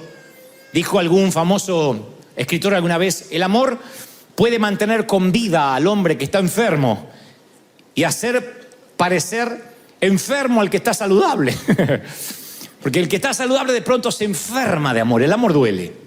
No solo porque no es correspondido necesariamente, sino porque uno extraña, porque a veces hay un dolor en el pecho, una angustia. Algunos pueden dar cátedra de esto, otros dicen: nunca lo viví. Lo cierto es que el amor siempre duele. Y te da valentía de hacer cosas que pensabas que nunca ibas a hacer, y las haces por amor. No solo por una persona, Cuando uno ama una profesión, cuando uno ama el llamado, cuando uno ama el lugar donde vive, uno hace cosas que antes pensaba imposible que haría. Ahora, esa exposición tiene que venir de una seguridad de quién eres en el Señor. Porque alguien te va a decir que eres solterón, que ya tenías que haberte casado, que a lo mejor te quedas para vestir santos. Otro te va a decir que te apuraste en casarte. Otro va a decir que no deberías hacer tal cosa, que no deberías vestirte así, que no deberías trabajar allá. Que siempre hay gente que nunca vas a poder agradar a todo el mundo porque no eres un billete de 100 para que le guste a todos. Cuando tú estás seguro de quién eres, de dónde vienes y hacia dónde vas, te alcanza el tiempo para preocuparte por nadie. El otro día yo puse en las redes: yo no conozco a ninguna persona que sea mejor que yo y me odie o murmure contra mí. No le va mejor que a mí nunca. Si le va mejor que a mí es porque trabaja más que yo para Dios. Y si trabaja más que yo para Dios, no tiene tiempo de mirarme a mí. Si alguien trabaja para Dios, no tiene tiempo de ver al otro, no tiene tiempo. Hay tanta necesidad que no hay tiempo de ver en qué se equivoca el otro. Si apenas podemos con nuestras vidas para estar mirando lo que el otro hace. Eso parte de la seguridad. ¿Quién soy yo en el Señor? Por lo tanto, yo titulé este mensaje Mesa para Uno. Mesa para uno porque tiene que ver con esto que se puede relacionar con la tristeza, con el desdén. Hoy que es solo que estoy. Cuando uno se ama como una creación de Dios, puede pensar en una mesa para uno. ¿Será posible estar solo y no sentirte solitario? ¿Será posible que no te aburras de ti mismo? Yo sé que hay gente que se aburre de sí mismo. Cuando no valoras tu propia presencia, tendrás problemas para relacionarte con los demás, para amar a Dios. Uno tiene que aprender a valorarse. ¿Cuánto hace que no planificas una noche para ti? No importa si eres casado, separado, divorciado, viudo, felizmente enamorado. ¿Cuánto hace que no te dedicas un día, una noche para ti? ¿Cuántos hay aquí que se perfuman para ir a la cama y están solos? ¿Qué? Si ni me baño, ¿para qué? Dicen algunos. Ni los dientes se lava, porque ¿para qué si está solo? Y hay otros que se perfuman para ir a la cama. Y hay gente que se viste bien para ir a la cama. Otros usan unos pijamas espantosos. Los tocas a los pijamas y te da sueño. ¡Ay, Dios! Y se ponen esas cosas espantosas. Y dicen: yo estoy solo. Sí, pero ¿te ves? La imagen del espejo es como te vas a levantar mañana. Por eso hay mucha gente que siempre quiere estar con gente, quiere estar rodeado, quiere que haya bullicio, porque temen encontrarse consigo mismos. No le gusta lo que ven, no le gusta meditar, no le gusta quedarse callado, porque empiezan a pensar qué vida han construido, a dónde lo han traído los pasos, dónde van a ir a partir de ahora. Yo digo esto porque la soledad, yo he hablado mucho en favor de los que están solteros o solos o viudos o separados o divorciados, que aprovechen ese tiempo, porque es un tiempo para afianzar la espiritualidad. De verdad les digo, Dios primero te quiere sanar como individuo antes que esa contaminación pútrida la lleves a una relación. Después es mucho más difícil. Dios quiere sanarnos, quiere que nos reconciliemos con nosotros. Entonces, cuando uno se ve como un ser insignificante, está propenso a una vida de abuso. Porque la gente huele que te ves insignificante y se aprovecha. Cuando uno no se valora, atrae a personas que acentúan tu imagen desvalorizada. Hay gente que anda oliendo quién se desvaloriza y le pone un pie encima. Jefes, CEOs, futuros esposos, esposas. Hay mujeres que huelen al hombre que se considera a sí mismo insignificante y les gusta. Hay hombres que huelen las mujeres que se consideran insignificantes. Y hay hombres que no le gusta la mujer que es funcional, la mujer que, no digo feminismo malentendido, sino la mujer que dice, yo tengo mis ideas, yo tengo mis convicciones, yo quiero trabajar, yo soy una profesional. Hay hombres que eso no les gusta. Eso, ¿qué pasó? Hay hombres que dicen, yo quiero una que solo pida cama, comida y casa. Casa, cama y comida. Y cuando la mujer les pide algo más, ya ellos se empiezan a preocupar. Porque ellos lo que querían era alguien para abusar psicológicamente. Entonces van a escuchar muchas veces que cuando la mujer se sana, descubre su identidad en Dios, es libre de la cautividad de la mente, va a haber hombres que dicen, no, esa se cree muy piqui, no sé qué, se cree no sé qué, gran cosa. Entonces hay mujeres que intentan rebajarse al nivel de estos hombres para que las amen. No, lo que pasa es que esos tipos vieron el precio y no lo pueden pagar. Por eso te están diciendo que eres gran cosa. Entonces, yo voy a leerles un proverbio, Alicia Villarreal, capítulo 4, versículo 3.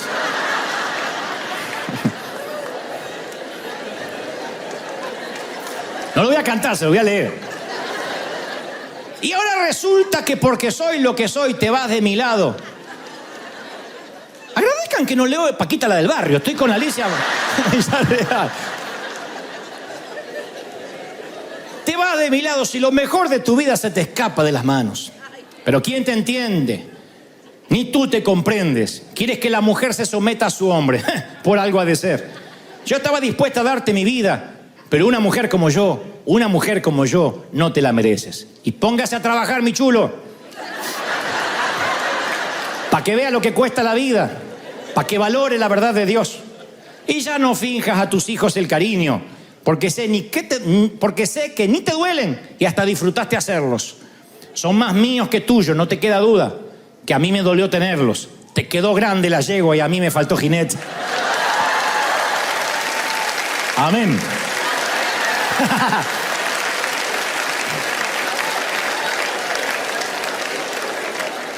Me encanta. Te quedó grande la yegua. Y hay muchos que les quedó grande la yegua. ¿Qué va a hacer?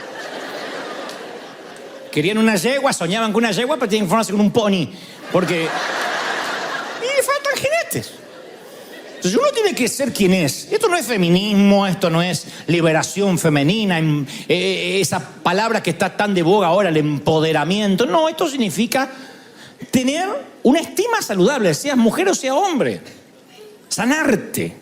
Nadie te va a dar más respeto del que tú mismo te asignas o no. Nadie te va a valorar si tú no te valoras. Si tú crees que vales $8 la hora, nadie te va a pagar medio centavo más. Porque en tu subconsciente tú sabes que si te pagan más, no te lo mereces. Ahora, si no te lo mereces, está bien. Te quedó grande la yegua también en cuanto al trabajo. Entonces, cuando uno está seguro de sí mismo y sabe quién es en el Señor, ahí es cuando Dios te permite relacionarte. Cuando puedes empezar a amar, cuando puedes empezar a tener una relación sentimental. No te sorprendas si Dios está retrasando tus relaciones sentimentales. Es que Dios quiere tratar contigo como individuo. No quiere que comiences una relación basada en el miedo a no quedarte sola o solo. Hay gente que prefiere estar con un abusador bajo la misma casa antes que creerse que va a estar sola. O lo que es peor, completamente indigno, casarse por papeles, por un estatus migratorio, por Dios. Cuando las motivaciones son incorrectas es porque estabas hambriento de compañía, estabas muy solo. Y te va a pasar que Dios te empieza a sanar, te empieza a sanar. Cada domingo que vienes Dios te habla y de pronto miras al que está al lado y te das cuenta que esa persona encajaba con la manera en que te veías hace unos años, con la manera que tú eras antes y ya no encaja, no se ajusta ahora a tu vida hoy. No sé si me explico. Hay gente que está de novio o de novia con una persona. Necesitabas ese novio cuando estabas con la estima baja, porque ya sabes que me dice cosas tan lindas. Ay, sí, cuando no está borracho es un amor.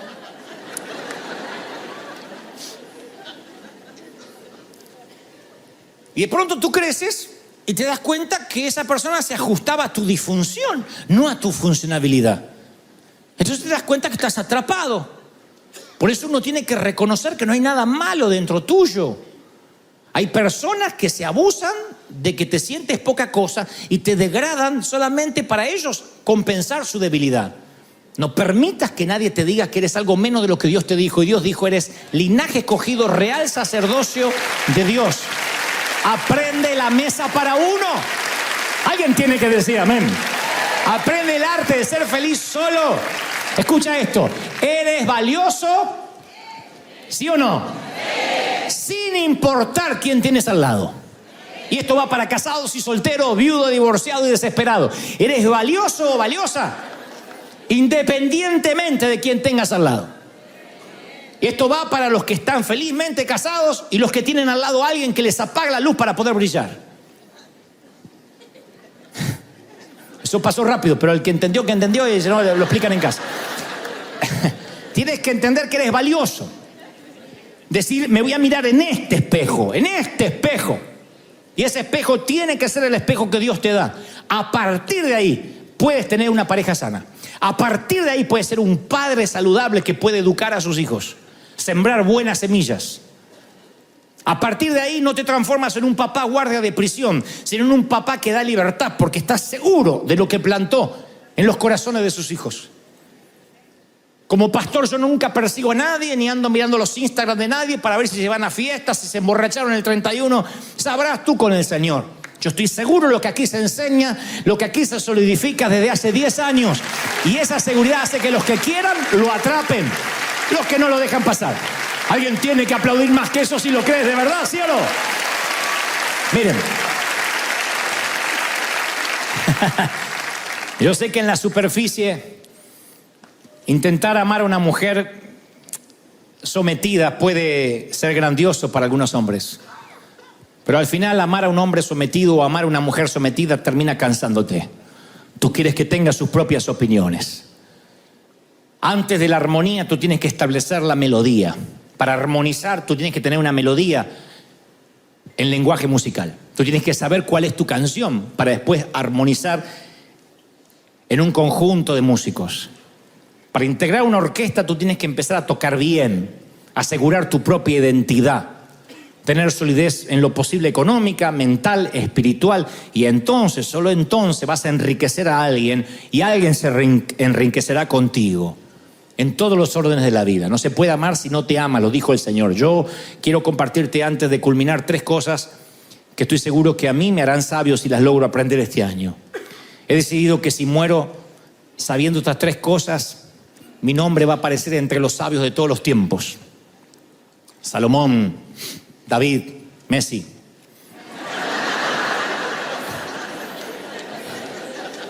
Número 1. Tengo que conocerme a mí mismo. Quiero que lo repita. Tengo que conocerme a mí mismo. Parece una bobería, pero es número 1. Porque yo no puedo amar lo que no conozco. ¿Cómo voy a arreglar lo que no he visto? Tengo que conocerme a mí mismo. Permitir que otros me conozcan antes que yo es muy peligroso. El conocer me da poder. El conocer es poder. El conocimiento da poder. Así que yo he decidido este año conocerme. Quiero saber, quiero reconciliarme. Si estoy más grande, si estoy más viejo, si estoy con peor carácter, mejor carácter, si estoy más delgado, más gordo. Yo quiero saber quién soy, cómo soy, a dónde voy, de qué manera. Quiero conocerme. Quiero pasar tiempo conmigo en mesa para uno, por lo menos una vez a la semana, una vez al mes, para decir, a ver quién soy, cómo estoy en el Señor. Número 2, tengo que conocer a mi Dios. Dí conmigo, tengo que conocer a mi Dios. Parece también una tontería infantil en una iglesia decir eso. Pero si no conozco a mi creador, ¿de qué vale conocer el producto si no tengo ninguna relación con el fabricante? Cuando el producto se ponga en peligro, vas a necesitar mantención. Y vas a necesitar tecnología y vas a necesitar una ingeniería de base para reinventarte, para arreglarte. Necesitas conocer al Creador, amarte a ti mismo, amar a Dios. Y tercero, necesitas amar al prójimo. Di conmigo, tengo que conocer a mi prójimo. Dilo fuerte, tengo que conocer a mi prójimo. También parece algo infantil, porque aunque nacemos y morimos solos, no se supone que vivamos así. Cuando uno conoce al otro, le da el privilegio a un adulto que conozca el corazón de niño que escondemos detrás de este cuerpo adulto. Todos en algún momento deben permitirse relacionarse con el niño que fueron. Dios nos viene hablando esto domingo tras domingo. No es una teología de la regresión, no es una escarbación arqueológica de lo que debiéramos dejar atrás. Uno debería buscar su niño interior y decir, ¿qué me hace feliz? ¿Qué me gustaba? Los que todavía reímos a esta edad y somos felices, somos niños que sobrevivimos en un cuerpo de adulto. Para que ese niño sobreviva, uno tiene que conectarse con él. Hay veces que yo decía, a ver, ¿por qué estoy amargado en estas fiestas? Y para mí, cuando yo tenía 8 años, la fiesta era lo más maravilloso que podía haber. Y no tenía regalos y éramos pobres. ¿Por qué yo era feliz? Porque me conectaba con otras cosas que el adulto después me quiso robar. Entonces, cuando yo conozco a mi prójimo, abro las puertas de mi niño para que puedan llegar a mí, que es un lujo que no permito a cualquiera. Porque yo soy y tú eres aquellas pinceladas dibujadas en el lienzo de nuestra niñez que hoy se transformaron en nuestras arrugas. Bueno, las tuyas, yo no tengo tantas, pero las tuyas. Y ese es el legado con el cual tenemos que vivir. Este es el niño que ama y es el niño que se siente herido. Cuando yo le digo a la gente solo el 20% diezma y ofrenda, yo te hablo con mi corazón de niño, no con el adulto regañoso. Entonces tú no te tomas eso como un regaño ni una exhortación y el pastor se pasó, porque tú ves al niño que está hablando a través de mi voz de hombre. Y eso para todo en la vida.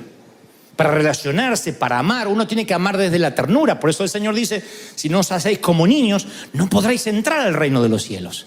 Habla de la ternura, del candor, habla de la inocencia que uno debe tener. Para tener fe hay que tener inocencia. Para caminar sobre las aguas hay que creérselo, como un niño. Tomas a un niño de 3 años y le dices, si crees, camina sobre las aguas. El niño se lo cree y camina. Los adultos apenas aprendemos las leyes de la física, de la aerodinámica y las leyes de la gravedad, decimos no. El niño, no hay ninguna ley que le han enseñado todavía en una aula que pueda ir en contra de lo que su padre le dice. Entonces, cuando conservas el niño que eres dentro, ahí es cuando permites conocer al otro y que otro te conozca, permites que lleguen a ese niño que tú eres, en lo profundo de tu corazón. Por eso a mí me molesta cuando alguien dice, hermano Dante, ¿cómo has cambiado? Antes no eras así, pero condenado si antes tampoco me conocías. ¿Cómo alguien puede escucharme predicar 1 hora y creer que me conoce? ¿Cómo alguien puede leer un escrito mío en internet y creer que puede hacer un juicio de valores, de mis convicciones? Es un insulto a mi inteligencia. Yo tengo mis propias convicciones y tú tienes las tuyas. Tienes que irte de esta reunión con convicciones firmes. Tú no puedes pedir una segunda opinión si no tienes una primera. Y la primera opinión tiene que ser la tuya. ¿Qué crees de Dios? ¿Qué crees de tu vida? ¿Hacia dónde vas? ¿Cómo vas a construir tu vida? Deja de pensar qué dice mi marido, qué dice mi mujer, qué dice mi suegra. ¿Qué vas a hacer con tu vida? El niño te lo está preguntando. El niño de aquí te está preguntando qué vas a hacer con tu vida. Y tienes que tener una convicción. No pienses más por lo demás. Porque te vas a ir solo. Bajas al sepulcro solo. Subes a la eternidad solo. Entonces ama al prójimo, pero primero ten convicciones firmes para después poder conocer al prójimo, para abrir tu corazón. Porque si no es absurdo cuando alguien me dice, yo ya te conozco, a Dante lo conozco desde que era joven. No, a mí no me conoce poca gente. Porque si creen que me conocen, porque me ven en internet, me están tildando de superficial, que con 1 hora ya saben cómo soy. Pero si yo no me conozco todavía. Yo estoy en pruebas de laboratorio para conocerme. Yo todavía estoy en prueba descubriendo nuevos datos míos cada día. ¿Cómo alguien me va a conocer? Yo suelo publicar por allí de tanto en tanto en las redes: si creías conocerme el año pasado, lamentablemente, mucho gusto, me vuelvo a presentar porque ya no soy el mismo del año pasado. Todos los días vamos evolucionando, vamos cambiando nuestra manera de ser, nuestra manera de conectarnos, las cosas que valoramos. No envejeces, cambia las prioridades. No envejeces, es mentira que uno envejece. Antes te gustaba tal cosa, ahora estás más viejo que no subes a la montaña rusa. No, cambiaste las prioridades. Antes te divertía que pagar para que te hagan vomitar. Ahora no. Cambia las prioridades. Hace 30, 40 años pensar que era divertido sentarte con una copita de vino a disfrutar un atardecer, decía, pero eso para viejos. ¿Y cuántos ya lo están haciendo? Envejecí, cambiaste las prioridades. Valoras los silencios, valora la mesa para uno. Antes valoraba una mesa de 50, no importa que todos estuvieran peleados. Pero había 50, mucha familia, mucho ruido. Ahora valoras la gente que realmente puedes abrir el corazón. Los círculos de personas que llegan a ti se van empequeñeciéndose cada vez. ¿Qué cambian? Las prioridades. Cambia el cronograma, el organigrama de tu vida. Dejas que poca gente llegue a tocar al niño que fuiste. No les cuentas tus sueños a todos porque antes se las contabas a todos y por haberle contado tus sueños a mucha gente, odiaron tu túnica de colores, te arrojaron en una cisterna y te vendieron como esclavo. Entonces aprendes a cerrar la bocaza, a decir poco, a decir lo que quieres decir y que los demás quieres que piensen, y otras cosas te las guardas para ti. Hay cosas que las comentarás y hay cosas que no las dirás nunca. Hay secretos que se irán contigo. Todos estamos en trance, luchando con cosas que nadie sabrá. Y otras muy pocas que decidimos contar. Y otras muchas que le abrimos al resto. Ese es el secreto de la sabiduría. Aprender a convivir con uno mismo para poder amar al prójimo, para poder amar a Dios, reconciliarse con quien uno es. Y esta tarde, antes que te vayas, yo quiero que arregles una cita. Una cita amorosa contigo. Mesa para uno. Quiero que pienses, te voy a decir cómo lo vas a hacer, si necesitas una sugerencia, no me la pediste pero te la daré. Quiero que separes un día en la semana, si es posible hoy, cuando sea un día que puedas estar media hora, una hora, si puedes una noche espectacular, un día. Que te pagues un día en un hotel solo. Que vayas allí y digas, voy a estar solo. No prendas la tele por respeto a ti mismo. No te llenes de ruido.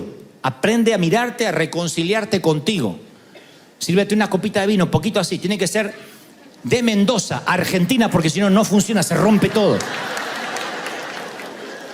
Nada, porque un vino mexicano, no. Salvadoreño, no. Con una pupusa, no. Vino argentino, dice el Señor.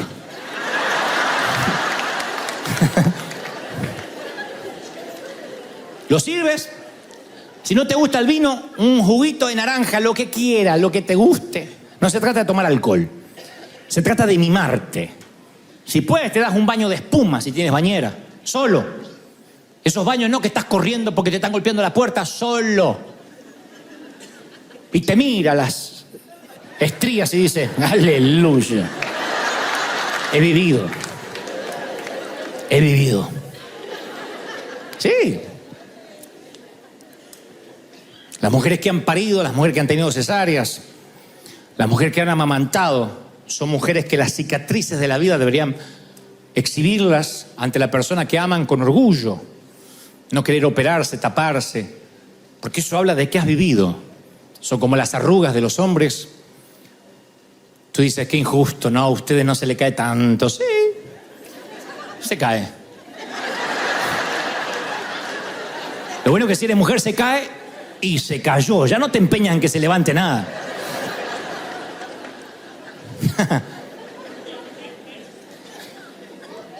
Pero la mesa para uno significa, voy a reconciliarme conmigo. Esto parecería humanista, parecería un mensaje meramente motivacional. Dios sabe que es lo más espiritual que jamás haya predicado. Yo no puedo pedirte que diezmes, que siembres, que vengas a Lighthouse, que participes, que evangelices, si no logro que te ames a ti mismo. No puedes dar lo que no valoras. No puedo pedirte que adores al Señor, que no lo busques por su mano, sino que lo busques por su rostro. Que no veas a Jesús como el genio Aladín de la lámpara, el genio que puedes, como Aladín veía al genio que puedes frotar y que te va a cumplir los deseos. Para que eso cambie, para que dejes de ver el evangelio como un multinivel, para que sea el evangelio de la cruz, tienes que enamorarte de ti mismo para decir: Señor, ahora entiendo que la única forma de amarte con corazón, mente y espíritu, la única forma de amar al otro es amándome a mí mismo. Por eso quiero que reserves una mesa para uno y que brindes por ti, que digas: Señor, yo quiero brindar por la vida que he tenido, por las cosas que me han pasado. No te levantes de esa mesa hasta que no estés plenamente enamorado de ti, hasta que no te guste lo que ves, hasta que te guste y digas: sí, este soy. Con mis divorcios, con mi aborto, con lo que pasé, con mi orfandad, con el abuso, pero este soy. Hoy soy el mejor vino para alguien. Tú guardaste el mejor vino para el final. Me guardaste para el final de la boda. Dios te guardó como el mejor vino. ¿Por qué te guardó como el mejor vino? Porque te quería regalarle a alguien lo que tú eres. Y esto no significa que tienes que empezar necesariamente una nueva pareja. Significa que a lo mejor puedes reiniciar tu pareja, research. Puedes empezar otra vez de nuevo. Puedes resetear cómo habías vivido y empezar otra vez. Puedes agradecer por tu soledad. Puedes agradecer por los tiempos que has maldecido diciendo: Señor, tú me fortaleciste. Mesa para uno. Brinda por ti. Dile: Señor, gracias por lo que me has dado. Gracias por morir por mí. Nunca te agradecí. Gracias, Señor, porque hoy yo sé que así como me amo, voy a amar, voy a dar, voy a sembrar, voy a servir. Este es el año de la cosecha. Si crees que Dios te habló, vamos, celebra al Rey de Reyes por haber pagado un precio por ti. Bendito eres. Vamos, celebra, celebra, celebra al Señor de señores.